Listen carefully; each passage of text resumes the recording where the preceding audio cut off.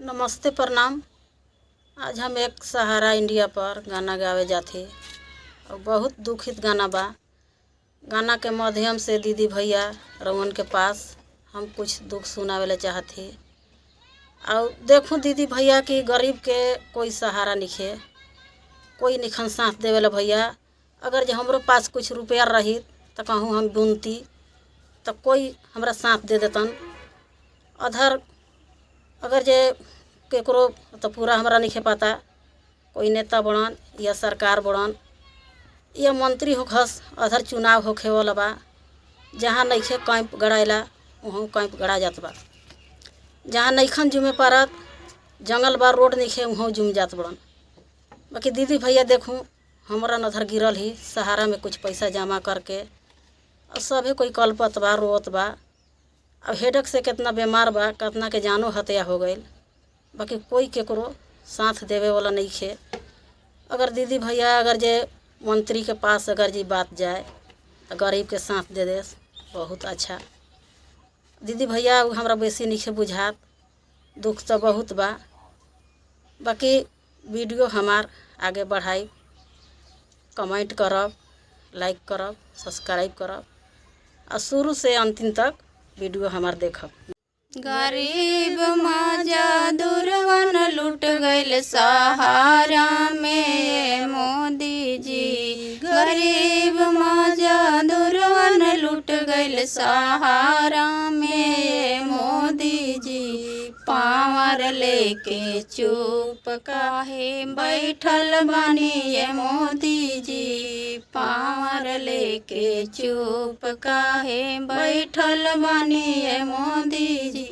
केकरा भी जाई कहीं विपतिया बतिया सुनिए मोदी जी। केकरा भी जाई कहीं विपतिया बतिया सुनिए मोदी जी। पावर लेके चुप काहे बैठल बनिए मोदी जी। पावर लेके चुप काहे बैठल बनिए मोदी जी। गरीब मजदूरवन के केहू नइखे सहारा ए मोदी जी। गरीब मजदूरवन के केहू नइखे सहारा ए मोदी जी। पावर लेके चुप काहे बैठल बने मोदी जी।